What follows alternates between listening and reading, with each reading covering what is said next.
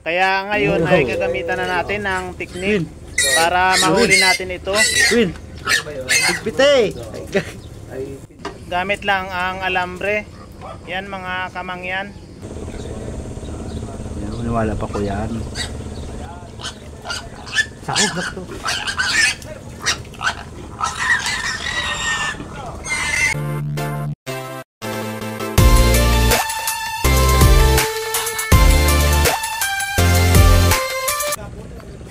Saan ang kanin mo dyan?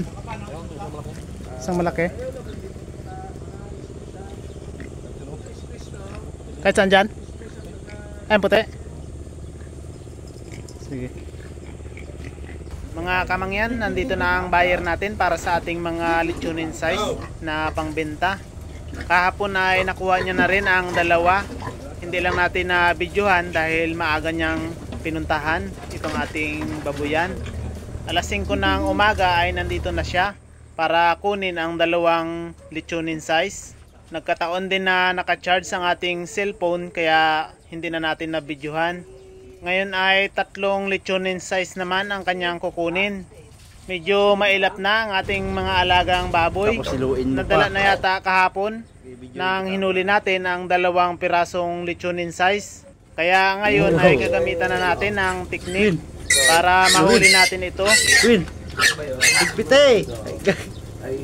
Gamit lang ang alambre.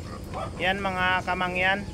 Sa unang attempt ay hindi pa natin mahuli dahil hindi pa tayo sanay manghuli na gamit ang alambre. Pero pinag-aaralan na natin ito. Lalo na ngayon na may balita na naman na may ESF dito sa aming lugar. Kaya kailangan nating mag-ingat. Tayo na muna ang huhuli dito sa ating mga alaga kapag may order. Para walang ibang taong nakakahawak sa ating mga alagang baboy. Yes, Edwin, bigyan. May nagagulong eh. Takot yan siya yung baboy. Takot nga, may cover kill. Malaki palang kinong mo. Hindi nga marunong. Wala pa ko yan. Sakot na to.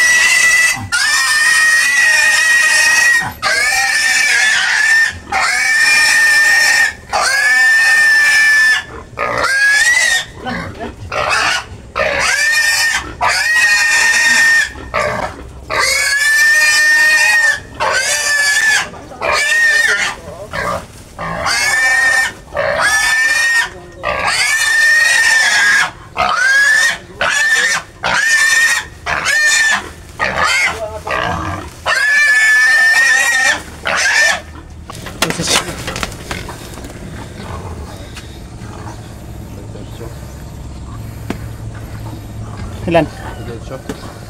Sige.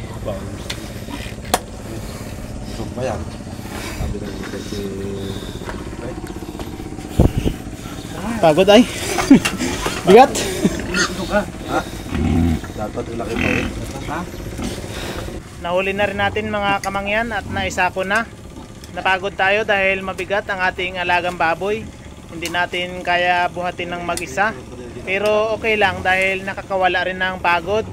Nakabenta na kasi tayo. Umabot din ito ng 28 kilos. At ang presyo ng lechonin size dito sa aming lugar ay 170 per kilo po yun. Itong dalawa naman na nahuli rin natin ay umabot ng 26 kilos bawat isa. Yan mga kamangyan ang benta natin ngayong araw. Sa pag-aalaga ng native na baboy na panglechonin ay napakaganda mga kamangyan. Mayroon talaga tayong kita, lalo na kung sarili natin ang inahin. At ang pinapakain natin ay may halong organic na pagkain. Wala na rin tayong problema sa buyer dahil ang kumukuha sa atin ng ating mga panglechonin na alaga ay isa ring maglilechon.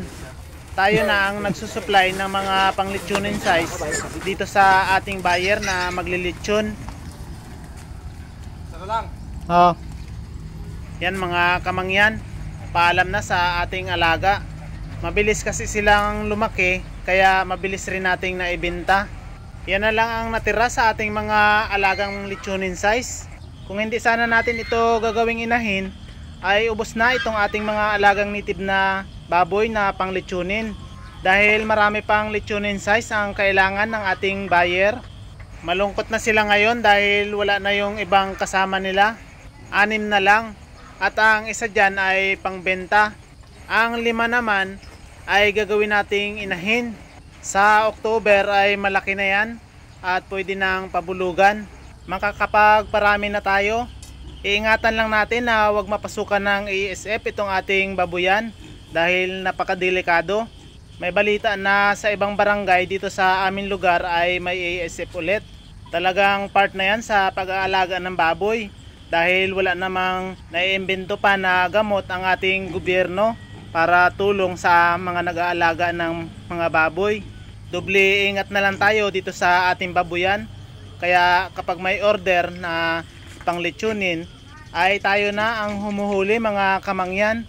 Kaya kailangan na alam din natin kung paano hulihin ang ating alaga. Lalo na kung mailap na ito.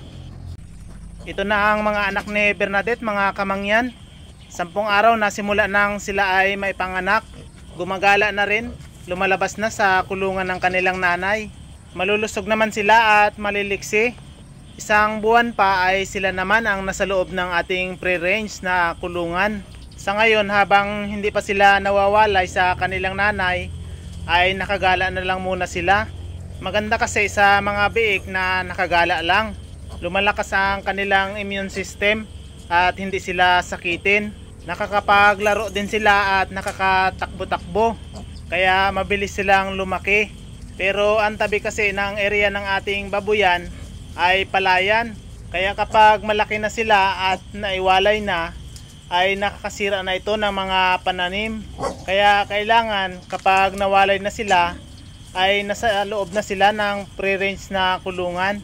Yan naman ay pangbenta rin natin kapag malaki na sila at umabot na ng pang-lechonin size. Magtitira lang tayo ng 2 babae pang dagdag natin sa mga inahin. Gagawin rin nating inahin. Ito namang mga anak ni Bernadette ay mabilis lang naman lumaki.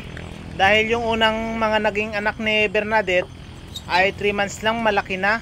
Umabot na ito ng 20 kilos at naibenta agad natin. Ganyan lang kabilis lumaki ang mga anak ng alaga nating inahin na baboy. Kaya yan po ang maipapayo ko na kapag mag-aalaga kayo ng native na baboy ay kailangan na may lahi din ito. Huwag naman yung pure native dahil matagal natin itong maiibenta. Sa pakain ay parehas lang rin naman ang ating magagastos kapag pure native ang ating aalagaan. Pero kung bet nyo talaga o gustong gusto nyo na pure native ang inyong aalagaan ay okay naman mga kamangyan. Basta matyaga lang kayong maghintay ng 6 months to 7 months bago nyo ito maibenta. Yan mga kamangyan, may technique na naman tayong na-share kung paano natin mahuhuli ang ating alagang baboy na mailap. At kahit tayo lang mag-isa na huhuli sa ating alagang baboy ay kayang-kaya natin itong hulihin. Paano mga kamangyan? Hanggang dito na lang muna ang ating video. Maraming salamat po sa mga OFW na patuloy na sumusuporta sa ating channel. Sa mga subscriber at silent viewer, maraming salamat po. At sa ngayon pa lang nakapanood ng aking video, ako po ay humingi ng pabor na paki-like, subscribe at pakipindot na rin ang notification bell para lagi kayong updated sa susunod pa na video na ating gagawin. Maraming salamat mga kamangyan sa panonood. Happy farming! Bye-bye!